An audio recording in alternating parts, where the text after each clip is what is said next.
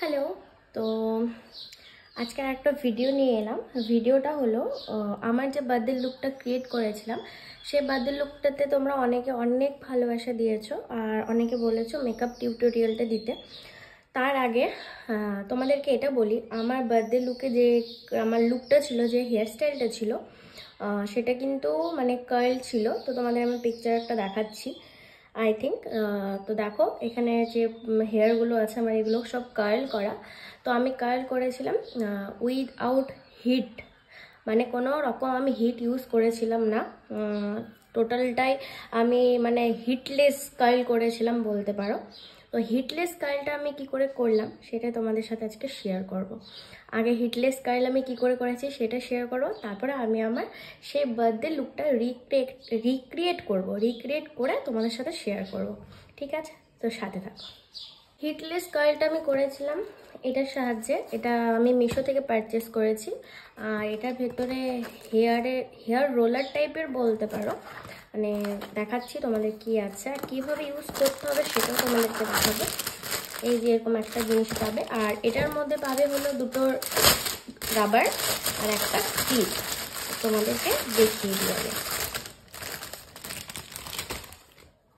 এই যে এখানে হলো একটা গার্ডার আছে আর একটা ক্লিপ আছে। আর বাট এখানে হলো গার্ডার অ্যাকচুয়ালি থাকে দুটো, এই যে দুটো গার্ডার আর একটা ক্লিপ, আর এরকম একটা মানে কি বলবো এটাকে, এরকম একটা জিনিস থাকবে আর কি। যাই হোক, তো এটাকে এইভাবে সেট করতে হবে। ঠিক আছে, তো তোমাদেরকে কি করে সেট করতে হবে না করতে হবে সেটা তোমাদেরকে দেখাচ্ছি। আর হ্যাঁ, এটা কিন্তু যে আমি লাগালাম আমার 1 ঘন্টার মধ্যে হিটলেস কার্ল আমার হয়ে যাবে সেটা কিন্তু একদমই না। এটা একদম কার্ল হবে না, একটু ওয়েভি টাইপের হবে। আর এটা নয় করে তোমাদেরকে 3 থেকে 4 ঘন্টা কিন্তু ওইভাবে চুলটাকে তোমাদের বেঁধে রাখতে হবে। তো তোমাদেরকে আমি দেখাচ্ছি কি করে কি করতে হবে। দুদিকে আমি পার্টিশন করে নিয়েছি এভাবে মিডিলে সিটি করে। এরপর আমি অর্ধেকটা চুল আগে জল দিয়ে ভেজাবো, হালকা ভেজাবো।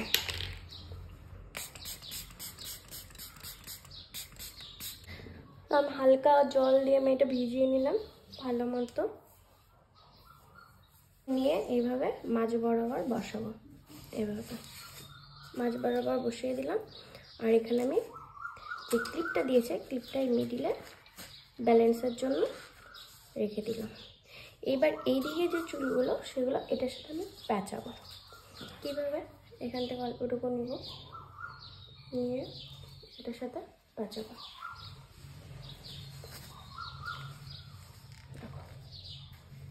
আবার এখান থেকে নিব, আবার প্যাঁচাবো।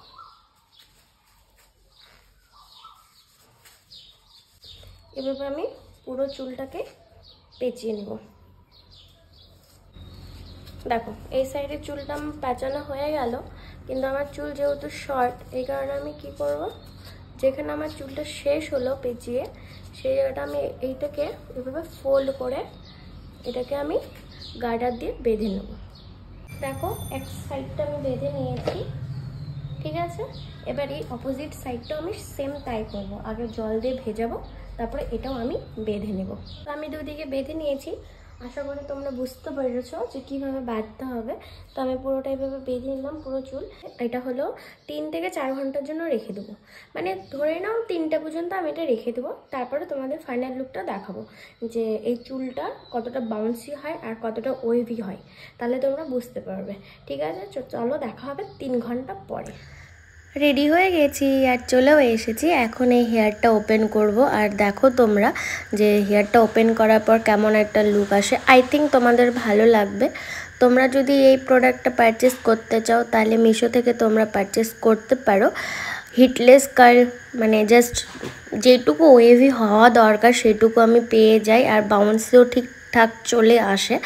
যাই হোক, হেয়ারে হিট না দিয়ে চুলটা কিছু টাইমের জন্য কার্ল হচ্ছে, এটাই অনেক। হিট দিলে চুলের তো প্রবলেম হয়ই, এটা জানার কথা। বাট দেখো হেয়ারটা জাস্ট দারুণ লাগছে। আমার এই হেয়ারটা খুব ভালো লাগে, এরকম জাস্ট একটু বাউন্সি আর ওয়েভি টাইপের হয়ে থাকে। পেছন থেকে দেখতে এরকম ঠিক লাগে। আর তোমরা চুলটাকে কম করে নেবে, মানে চিরুনি করে নেবে। আমি চিরুনি করেছিলাম না।